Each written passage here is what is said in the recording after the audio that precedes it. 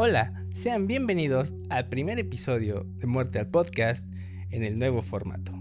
Mi nombre es Germán Pereira y soy el autor de Muerte al Podcast. Este es un canal dedicado al análisis de lo que yo denomino como metafísica crítica, es decir, que aquí intentamos darle una nueva perspectiva a esta hermosa rama de la filosofía que ha acompañado al ser humano en su parte más sublime y esotérica, y analizar en especial las prácticas y conceptos contemporáneos de espiritualidad, medicina sagrada, existencialismo, realidad y otros temas muy interesantes relacionados con lo anterior. Si te interesa saber más, te invito a que entres a mi canal para conocer más sobre mi trabajo. Bueno, dejando a un lado la presentación, hoy hablaremos sobre por qué hemos entendido mal el karma. ¿Te has preguntado qué es el karma y cómo funciona a nivel universal? ¿Sientes que todos tus actos son analizados y juzgados por un ente celestial que gobierna los destinos? En esta ocasión, vamos a hablar sobre este tema tan interesante que todos alguna vez hemos analizado y meditado a tal punto de tenerle miedo. La ley universal de causa y efecto, pero no desde una perspectiva física, sino desde una más emocional y espiritual. Desde la manera en que nuestras decisiones, palabras e incluso energías impactan inevitablemente en nuestro entorno y a quienes nos rodean. Así que te invito a que te quedes conmigo, porque desde este momento tu idea del karma cambiará completamente tu forma de pensar. Comencemos.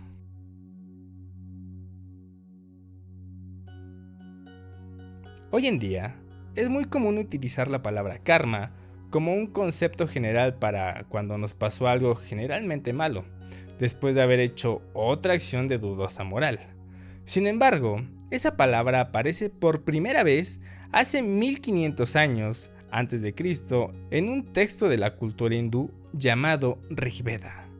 Y aunque en un principio este concepto se limitaba a rituales religiosos, su significado estaba más ligado a la acción o acto. En un contexto más preciso, karma estaba relacionado con las acciones correctas del sacrificio, pero no sacrificio de un ser vivo, sino que la palabra sacrificio en ese contexto se refiere a la relación entre los seres humanos, dioses y el orden cósmico. Para llevar a cabo un correcto karma, según el Rigveda, se necesitaban recitar correctamente los mantras, construir también correctamente el altar y hacer las ofrendas de alimentos e invocar adecuadamente a las deidades. Lo anterior con el fin de mantener este equilibrio entre humanos, dioses y orden cósmico. Entonces, este concepto de acción y sacrificio buscaba mantener el orden cósmico y también un orden entre dioses y humanos. 500 años después, en el periodo conocido como Brahmana, había unos textos que llevaban ese mismo nombre. Y aquí, el karma aún se relacionaba con el contexto ritualístico del Rigveda, pero los efectos de un ritual bien hecho eran a largo plazo. Y según este texto, dan frutos más allá de esta vida, con lo que comienzan las interpretaciones del karma como una huella invisible en las reencarnaciones. Aquí es importante no perder de vista que en la religión hindú existe la creencia de la reencarnación, que se explica más a fondo en nuestro podcast llamado El origen de la conciencia, así que si te interesa más este tema, corre a escucharlo. Posteriormente, este concepto fue evolucionando aún más con el tiempo, hasta que en el periodo que abarca del 800 al 500 años antes de Cristo, se tornó un pensamiento más profundo y filosófico. Más allá del carácter ritualístico de los tiempos atrás, los Upanishads son un texto filosófico del hinduismo, donde el karma se presenta como una ley cósmica de causa y efecto, donde las acciones de una persona determinan su destino en esta vida y en la siguiente, y en la siguiente, y en la siguiente, hasta que termine su ciclo de reencarnaciones. Uno de los Upanishads clave en la teoría del karma es el Brihadaranyaka Upanishad, o algo así, donde se explica que una persona se convierte en lo que hace. Las buenas acciones generan un buen destino, mientras que las malas acciones traen consecuencias negativas. También se menciona que el karma no solo es físico, sino que incluye pensamientos y deseos. Posteriormente surge el budismo y el jainismo, alrededor del año 500 a.C., y en ambas tradiciones adoptan el karma, pero en el budismo, este es la intención, es decir, que solo los actos con intención ética generan consecuencias, y la meta es el nirvana, es decir, la liberación del ciclo de reencarnaciones. Por otro lado, en el jainismo, el karma es una sustancia sutil que se adhiere al alma por las acciones. Esta tradición promueve el ascetismo, es decir, evitar realizar actos violentos de cualquier tipo y con ello alcanzar la purificación del alma. Y el camino de la evolución de este concepto continúa con diferentes cambios hasta que llegamos a la Edad Media, entre el siglo IX y XII, cuando comienza una especie de sincretismo entre el cristianismo y el hinduismo. Aunque no es un sincretismo como tal, se adoptan ideas una religión de la otra. Por ejemplo, la redención del alma a través de Cristo es adoptado en el hinduismo, pero a través de sus deidades como Krishna o Shiva. El amor y la entrega a lo divino era el camino para superar el karma. Ya en la época moderna, que inicia en el siglo XV o XVI, el karma es reinterpretado como la clave ética y social, es decir, que rige el comportamiento de las personas para evitar el ciclo de reencarnación y poder liberarse de este camino de aprendizaje del alma. Es importante ver cómo la idea colectiva de una existencia más allá de la actual comienza a moldear nuestros actos. El cristianismo, por ejemplo, mide sus actos morales a partir de la idea del infierno, mientras que el budista regula su conducta para liberarse de este ciclo de reencarnaciones. El ser humano moderno, que busca dejar a un lado el carácter espiritual y centrarse más en un análisis lógico y matemático de los fenómenos, le da una nueva perspectiva a la ley cósmica de causa y efecto, volviéndola una ley universal que se puede explicar a través de la física y las matemáticas. Aquí es cuando Isaac Newton, en el año de 1687, publica su obra en la que propone su tercera ley del movimiento, el principio de acción y reacción. Este principio establece que por cada acción hay una reacción de igual magnitud, pero en sentido contrario. Es interesante ver cómo este concepto, más allá de su carácter físico, puede interpretarse de diferentes maneras, pero lo más importante es la relación que existe entre los textos hindús antiguos y el pensamiento moderno del siglo XVII, donde la idea principal es el de la respuesta intrínseca a cada acción, pensamiento, pero también deseo. Pensemos en un péndulo, o sea, una bola de metal pendida de un cordón que está sujeta al techo. Si lo golpeas, este péndulo se alejará de ti y la distancia que recorrerá será proporcional a la fuerza que hayas empleado para su movimiento. Pero, aplicando la tercera ley de Newton, este regresará con la misma fuerza con que fue impulsado. Ahora pensemos que esto mismo ocurre con nuestras acciones y pensamientos. Entre más impacto hayan causado estas acciones en un medio físico, emocional o moral, con esta misma fuerza regresarán a ti. Pero además hay que añadirle el aspecto ético de lo que consideramos bueno o malo. Si nuestras acciones son buenas, entonces por esta misma ley universal se regresarán actos bondadosos y de beneficio a nosotros. Aunque bueno, como dice, si tú haces una buena acción, se te regresa una buena acción. Pero la tercera ley de Newton dice que es una reacción opuesta a la que tú tuviste. Entonces, si haces una buena acción, se te debería regresar por el principio de la física una acción mala. Pero bueno, eso no es lo que vamos a hablar aquí. Lo importante de esto es la forma en que nos han enseñado a actuar, pero más aún, también es una forma en que nos han enseñado a juzgar y a aceptar un juicio. Hagamos una pregunta. ¿Crees que si haces algo malo, tienes derecho a recibir cosas buenas? ¿O si haces algo bueno, tienes derecho a recibir cosas buenas? Aquí vamos a hablar un poco sobre la justicia divina.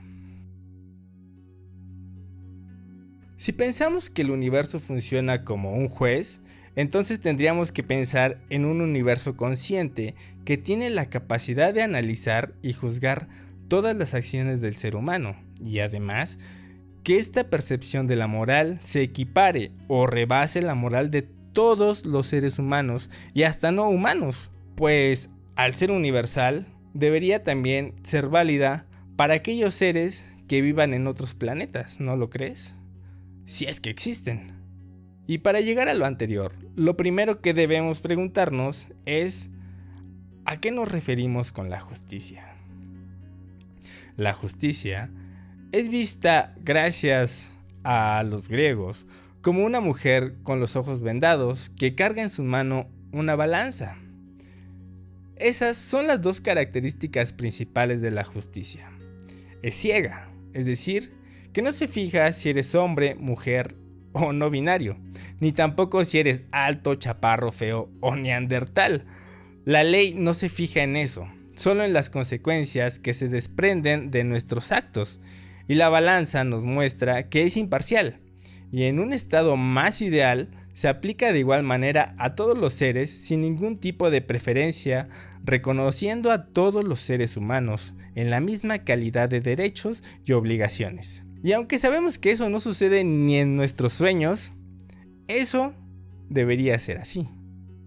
Como su nombre lo dice, justicia es lo justo, dar a cada uno lo que le corresponde en cuanto a leyes, bienes, responsabilidades y oportunidades, pero también ajustándose a recompensas y castigos. Y la base para la justicia es la moral.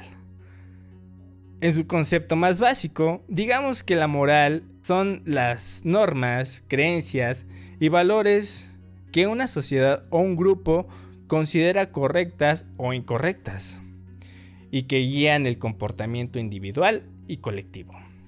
Y aquí entramos a uno de los terrenos más complicados para definir: lo correcto y lo incorrecto, el bien y el mal. ¿Qué son? ¿Cómo definirías algo que es bueno y algo que no lo es? Obviamente, al intentar definirlo, nos vamos a encontrar con límites que surgen de nuestra propia cultura, pues lo que consideramos bueno no lo será para todo el mundo. Y de igual manera pasa con el antagonista de la bondad, pues la maldad.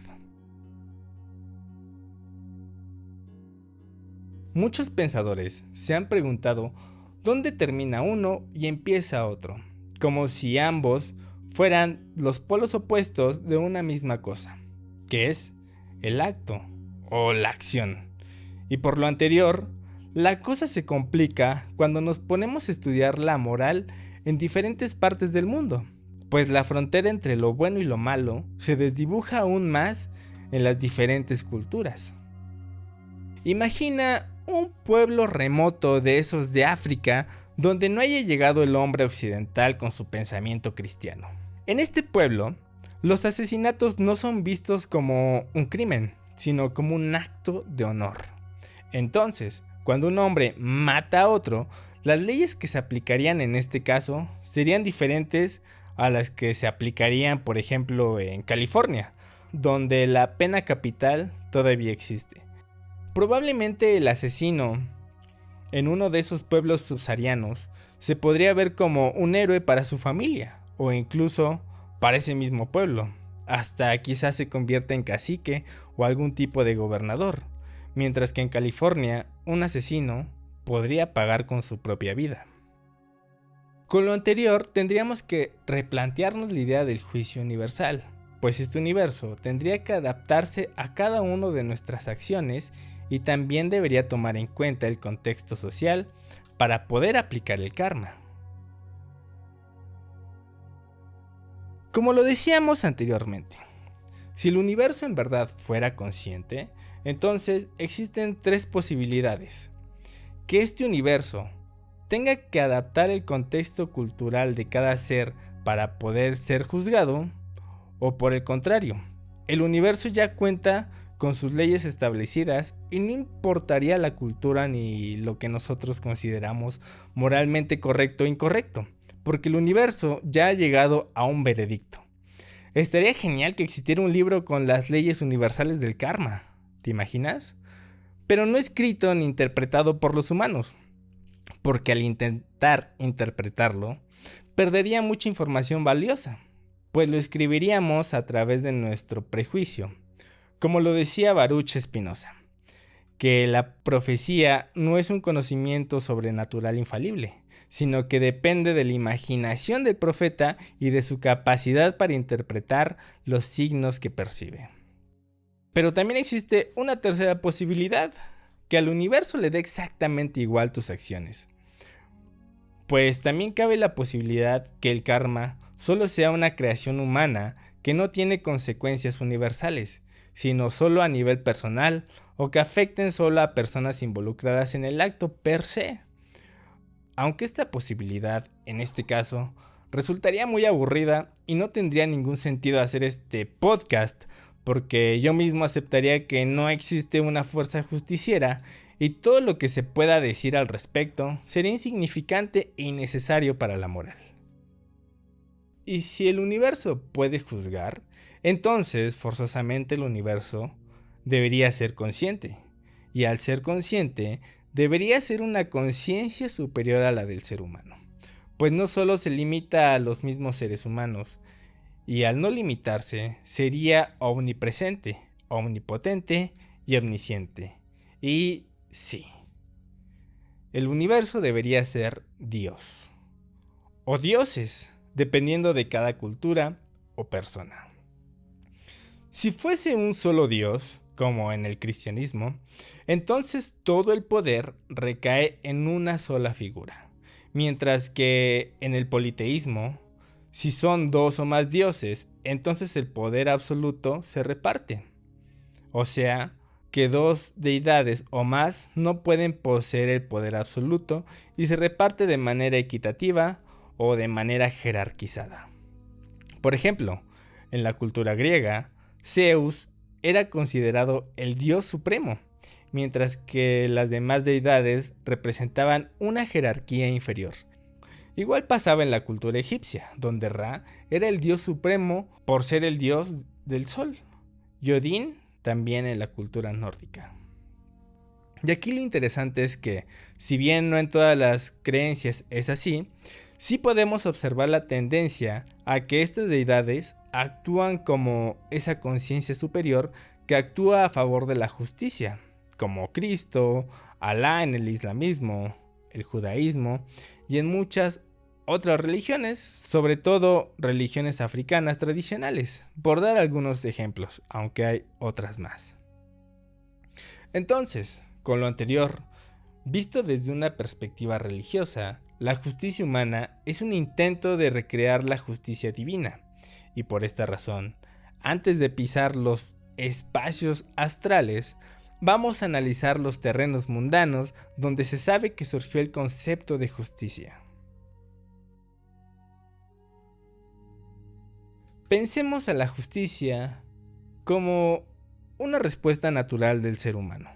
Todos los seres vivos por naturaleza siempre han buscado la homeostasis, es decir, que tanto el cuerpo como la mente siempre buscan autorregularse para llevar a cabo su función más importante, la de la supervivencia. Y la justicia se podría ver como ese impulso natural del ser humano que lo invita a la regulación social, donde todos obtienen lo mismo en las mismas condiciones para así evitar muertes innecesarias o la crecida de población que terminaría en una explosión demográfica. Y pues esto tendría como resultado la escasez de recursos, a lo que se denominó como comunismo primitivo. Aquel ser que no se apegara a las leyes y normas de una tribu nómada recibía diferentes tipos de castigos, desde el destierro hasta la muerte, dependiendo de la falta que hubiese cometido. Todos en la tribu debían respetar lo que el líder y su séquito dictaminaran, con el fin de que todos recibieran el mismo alimento, el mismo cobijo y protección. Más adelante, entrando ya en la historia, hace aproximadamente 1700 años antes de Cristo, surge uno de los primeros códigos legales que rige el orden dentro de una sociedad, el Código Hammurabi, escrito por el rey de Mesopotamia que llevaba el mismo nombre. Este código contiene una de las leyes más conocidas y utilizadas a nivel internacional, aquella que dice ojo por ojo, diente por diente. Con esta ley se entiende que debe existir una igualdad en cuanto a un juicio, es decir, que el valor de una persona es, o en teoría al menos, debería ser igual. Un ojo vale lo mismo que vale un ojo del prójimo, y así se aplicaría la ley de manera imparcial.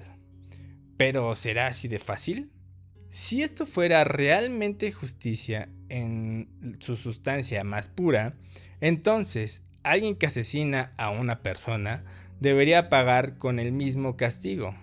La pregunta es, si esto se consideraría justicia pura o si el asesinato siempre es un acto malo de manera intrínseca sin diferenciar quién lo hizo ni por qué lo hizo. Pensemos en esto. Imagina que tienes la oportunidad de regresar en el tiempo y matar a Hitler antes de que cometa genocidio. ¿Lo harías? Y si te animas a hacerlo, ¿deberías recibir un castigo o un premio por hacerlo?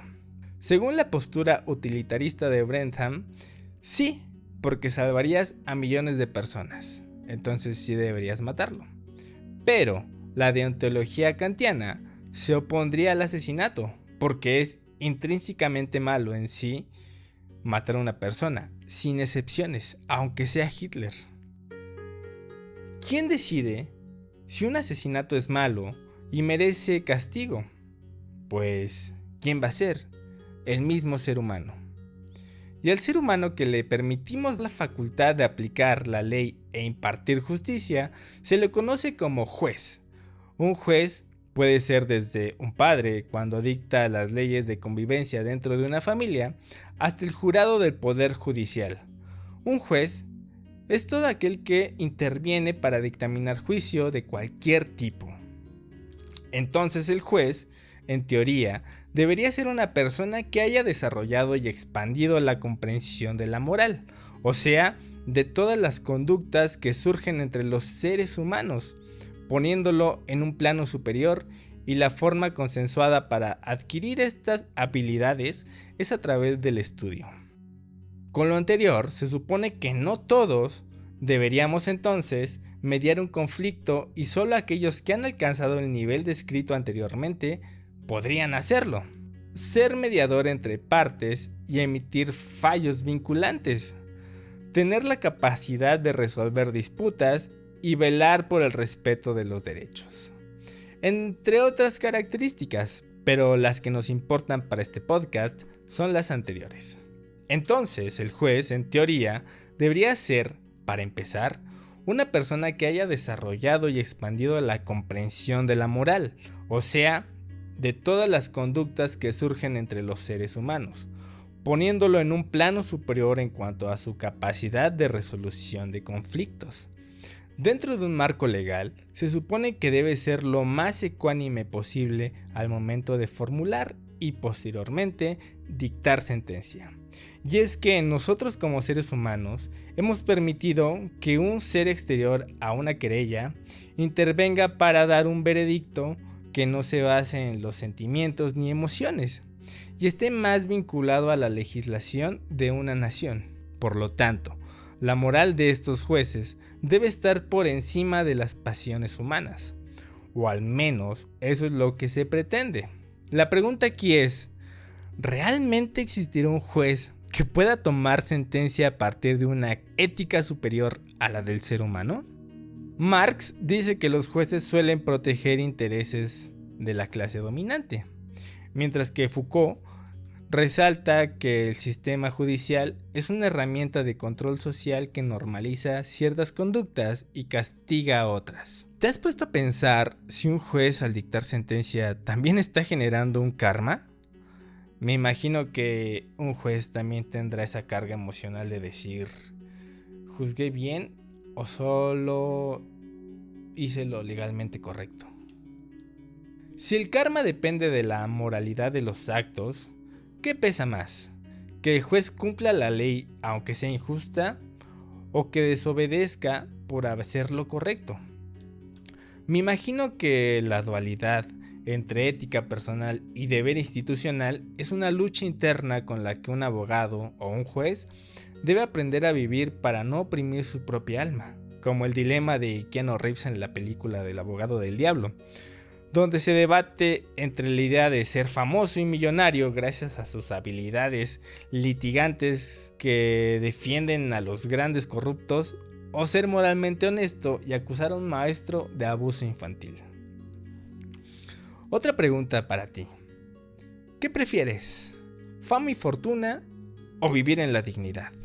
Desde mi punto de vista, el ser humano tiene una limitada capacidad de juzgar al mismo ser humano por no poseer virtudes que lo coloquen en un plano superior que le permita vislumbrar una situación específica desde una perspectiva externa. Es decir, que siempre como seres humanos vamos a juzgar de lo que nosotros entendemos lo que es un ser humano.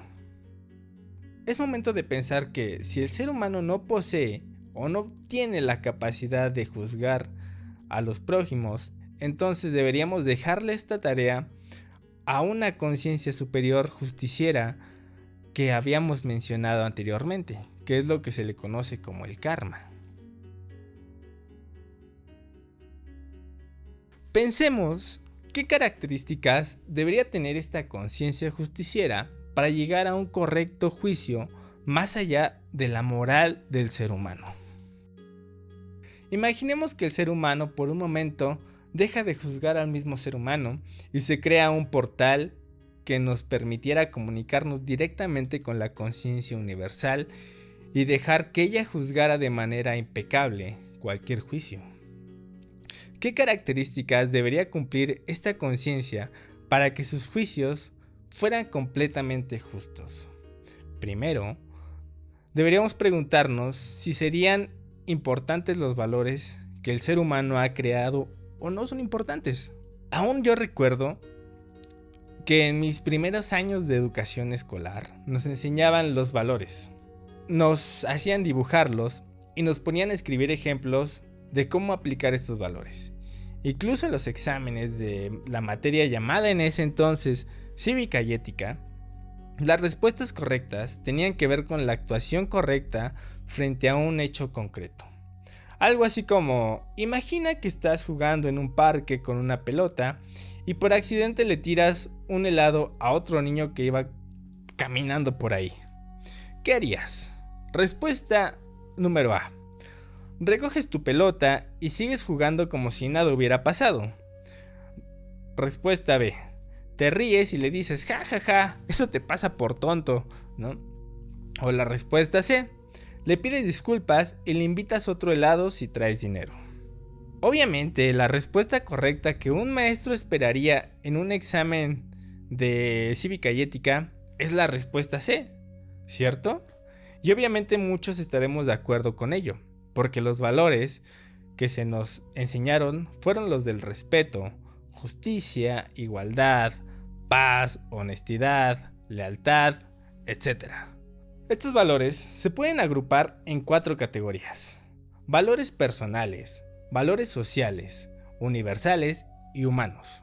Aunque no te creas, los valores universales no aplican para todo el universo, solo aplican a toda la humanidad y a los perros a veces. Y esto es porque hasta el momento solo existe constancia de que en el universo solo el ser humano es capaz de interpretar estos valores. O a ver, ¿cómo le explicas a una araña lo que es la paz? ¿Se podrá?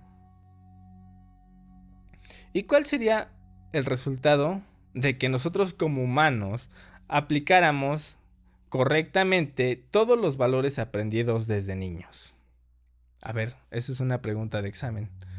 ¿Cuál sería el resultado? Pues sería la paz y la justicia.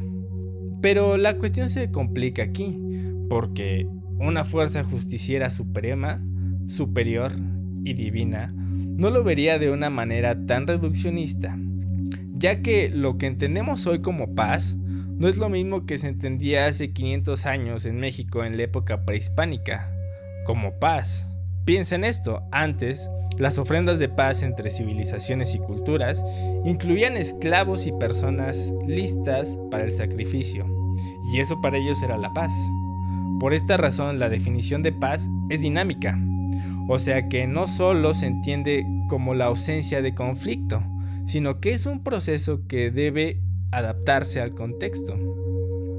Así que esta conciencia superior debería contemplar el proceso histórico y evolución de los valores, además que debería también conocer su proyección a futuro hasta el último valor desprendido del último ser humano que llegue a existir.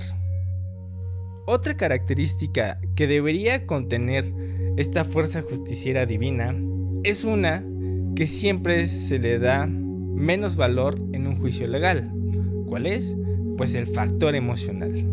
Las emociones, si bien son una parte fundamental del ser humano, resultan ser completamente subjetivas, es decir, que cada quien las interpreta de manera diferente y lo podemos ver en una película, ¿no? Mientras que algunos lloran con una escena, otros no logran conmoverse tanto como para llorar.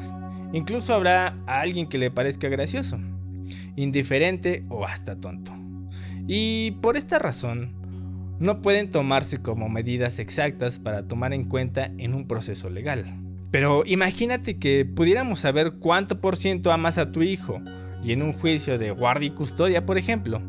Entonces, si la mamá ama a su hijo un 80% y el papá solo lo ama un 20%, entonces el niño debería pasar el 80% del tiempo que le falta hasta los 18 años y el padre solo el 20% de ese tiempo.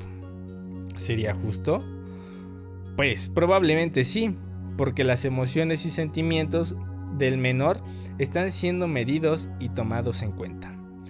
Pero todos los seres humanos sabemos que no podemos cuantificar algo como el amor, porque ni siquiera sabemos si el amor es un estado o un polo de un estado. En el hermetismo se habla de que el amor y el odio son dos polos de una misma cosa, ¿no? Por eso dicen te amo, odio, ¿no? O te amo tanto que te odio. Entonces, esa conciencia debería conocer al ser humano mucho mejor de lo que nos conocemos nosotros mismos, pues para poder juzgarnos. Cuando existe un juicio legal, el abogado trata de obtener la mayor información de un caso para utilizarlo a su favor, desde hechos hasta documentación legislativa para ocuparla a favor del cliente. Es decir, como ya le habíamos dicho, existe manipulación, y esto tiene como resultado que, en la mayoría de los juicios, el fallo es más técnico que justo. ¿A qué me refiero con esto? A que si el abogado ha ocupado los recursos legales, retóricos y materiales de la mejor manera, podría hacer que un asesino evitara la prisión por meros tecnicismos y no por razones morales. Esta conciencia superior no permitiría que el ser humano juzgara al mismo ser humano, sino que la omnisciencia de ésta sería quien determinara el resultado del juicio, ya que ésta sabría distinguir con precisión absoluta un hecho y una estrategia manipulativa. Y esto nos lleva a otra característica que debería tener esta conciencia universal justiciera. Debería ser incorruptible. Pensemos cómo podríamos sobornar esta conciencia superior para que falle a nuestro favor si la conciencia superior fuera Dios, y Dios posee todo, y es todo. Entonces, ¿qué le podrías ofrecer a cambio de sus favores? A diferencia de un juez humano, tampoco podría ser manipulado emocionalmente ni conmovido como algunos jueces.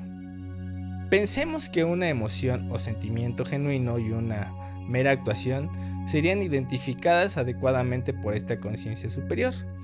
Y por más realista que pareciera la actuación, incluso estaría por encima de lo que nosotros creemos sentir.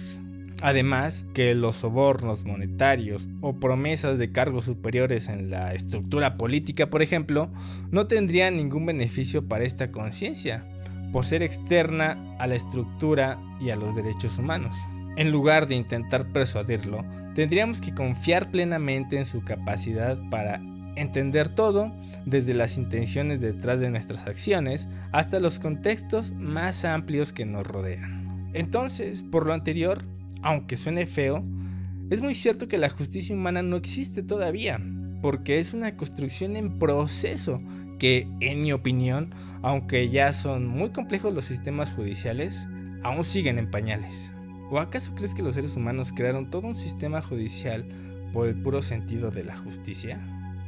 Al contrario, muchas veces responde a las necesidades de organizar la convivencia, mantener el orden y, en algunos casos, consolidar el poder de ciertos grupos o intereses, pero no brinda la justicia a todos aquellos que gobierna.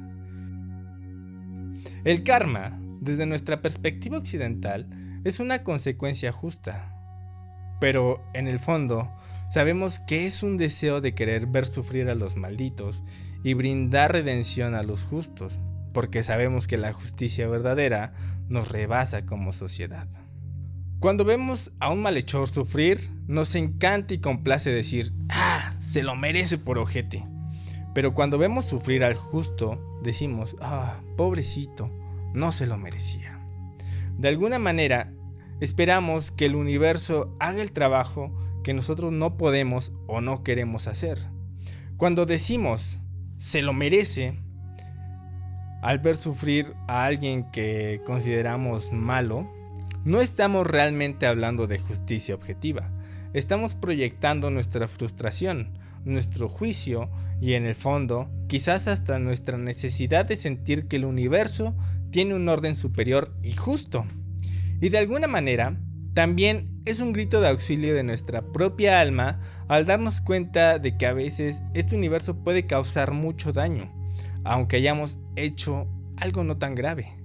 O sea que, al no saber qué nos puede preparar el karma, le tememos y también, aunque a veces no lo creamos, preferimos no jugarle al vivo. Sí, o sea, digo, yo no creo en el karma, pero pues mejor me porto bien porque no sé qué vaya a pasar, ¿no? Entonces, aquí es cuando modificamos la tercera ley de Newton diciendo que a cada acción corresponde una reacción de igual o de mayor intensidad. Y esto, físicamente no puede existir una reacción de mayor intensidad, pero sí nos hace pensar que nuestras acciones, ya sean buenas o malas, se pueden multiplicar y regresar a nosotros con mucho mayor vigor. Pensamos que si somos buenos, la abundancia se multiplicará, y por el contrario, si somos crueles y malos en esta vida, lo único que obtendremos será sufrimiento. Otra característica muy importante con la que debería contar esta fuerza justiciera suprema es la implementación universal de sus juicios. Esto quiere decir que nadie estaría exento ni tendría algún tipo de licencia para que pudiera evadir de manera parcial o total el juicio supremo, independientemente de las creencias de cada uno, de la cultura o del espacio temporal. No importa si eres cristiano, budista, escéptico, judío, musulmán o incluso ateo. El juicio se aplicaría a todos los seres humanos y, ¿por qué no?, también a los animales, porque nuestra capacidad de percibir la justicia no debería ser un limitante para ser juzgado, ¿o sí? Cuando hablamos de la justicia, lo hacemos desde nuestra perspectiva antropomórfica y, por ende, se toma alrededor del ser humano y para servir solo al ser humano. ¿A qué me refiero con antropomórfico? Como seres humanos, imaginamos que nuestro Dios tiene nuestra misma forma, ¿no? Empezando por la Biblia, que menciona al ser humano creado a imagen y semejanza de Dios. Por lo tanto, la idea del Dios de cabello y barba larga, vestido con una túnica blanca, no es tan descabellada, porque en ese caso seríamos un reflejo de él. A esta manía de darle forma de ser humano a todo se le conoce como antropomorfizar, del griego anthropos, que significa hombre o ser humano, y morphos, que significa forma. Por lo anterior, la palabra antropomorfo quiere decir que tiene forma de ser humano, pero no solo en el aspecto anatómico, sino también en la forma de pensar, actuar y sentir. Entonces, un dios antropomorfo tendría la forma de pensar, emociones y sentimientos, y posteriormente la forma de juzgar muy parecida al ser humano. Sin embargo, debemos tener en cuenta que probablemente Dios no haya incluido todas sus características en el ser humano, y algunos sentimientos y emociones más elevados a nuestras conciencias no podríamos interpretarlas, porque se limitarían solamente a Dios.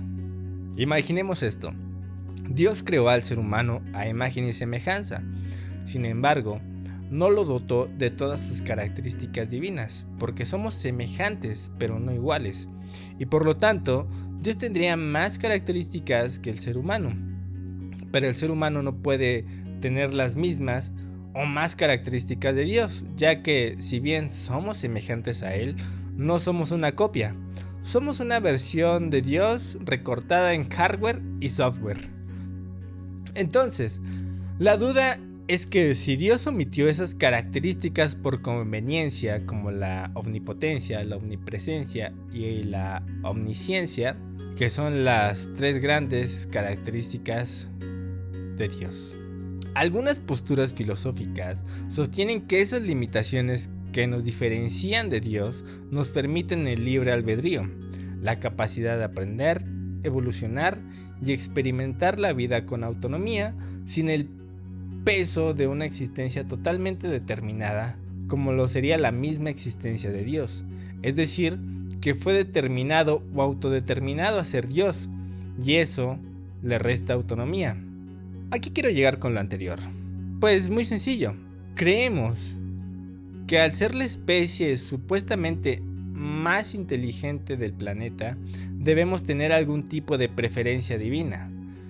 Si bien en algunas culturas los dioses toman forma de animales, solo son en apariencia, porque pueden pensar y actuar como seres humanos, y pocas veces son animales sin las dimensiones antropomórficas. Pensemos en los dioses prehispánicos, por ejemplo, que representaban fenómenos naturales como Tlaloc, el dios de la lluvia, o Sinteotl, el dios del maíz. Aunque su naturaleza era divina, seguían teniendo intereses carnales. Por ejemplo, como los dioses no sangraban, necesitaban de sacrificios, y si no eran satisfechos por el pueblo, entonces estos dioses enfurecían y causaban sequías, o todo lo contrario, inundaciones, plagas y pestes. Por lo tanto, las pasiones humanas también se veían reflejados en ámbitos divinos. No podríamos imaginar a un dios que sea simplemente una polilla o una piedra inerte, porque no posee las características humanas que le permitirían experimentar y emitir un juicio. Creemos que entre más similitud tenga o tengan los dioses con nosotros, más favorecidos o maldecidos nos sentimos. Aquí es cuando deberíamos hacernos la pregunta de ¿por qué el ser humano es la especie animal preferida por Dios? O mejor aún, ¿qué nos hace pensar que somos la especie más evolucionada ética y espiritualmente hablando? Cuando pensamos en el infierno, no lo hacemos pensando en perros o gatos siendo torturados por la eternidad, mucho menos plantas y flores que tuvieron una vida pecaminosa, ¿o sí? Un ser de luz como una planta, ¿qué pecado podría cometer? Los vemos como héroes espiritualmente inferiores, pero ¿qué no sería al revés? Imagina esto. A lo que voy es que una planta y un gusano ya han encontrado su misión en la cadena alimenticia. Hasta el momento no tenemos constancia de que exista algún gusano que de repente decidió dejar de ser un descomponedor de materia en la cadena alimenticia y se haya dedicado a intentar volar como abejita. Aparte sería muy cagado verlo. Entonces, la única especie animal que se ha visto hacer cosas diferentes a las que le corresponden en su nivel trófico es al ser humano. Y alguno que otro chimpancé que se quiera hacer graciosito. Bueno, ¿no sería entonces que un vegetal o un gusano tienen una conciencia más elevada que el ser humano, puesto que ya han encontrado su único camino en la vida? Esta idea pondría en contrapunto muchas doctrinas religiosas. Entonces, ¿el karma resulta ser una ilusión o realmente sí existe una energía que actúa según nuestras acciones? Bueno, esta respuesta yo no te la voy a dar, porque cada quien tiene su propia consideración y punto de vista. Como siempre lo hemos hecho en este podcast, no intentamos venderte una ideología ni imponerte una creencia en específico, ni tampoco te compartiré mi punto de vista al respecto, porque esto podría influir en tu percepción. A lo que sí te invito es a que reflexiones y expandamos nuestros horizontes a través de diferentes perspectivas para que te quedes con la que más te ajuste a tus creencias. Pongamos otro ejemplo.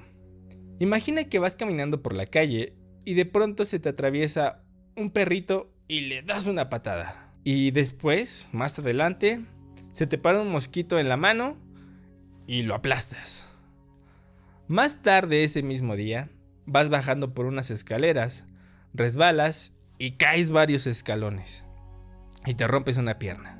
Una persona creyente en el karma podría argumentar que ese accidente le sucedió por la patada que le dio al perrito, mientras que un escéptico pensaría que fue algo circunstancial que no tiene otra interpretación más que la que se desprende del mismo hecho.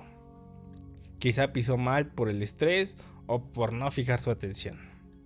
Entonces, el creyente podría decir: de seguro me caí porque pateé al perrito y el karma me pasó factura. El primer momento es el de la patada. Posteriormente, una fuerza divina observó y evaluó su acción, a lo que se refiere al segundo momento.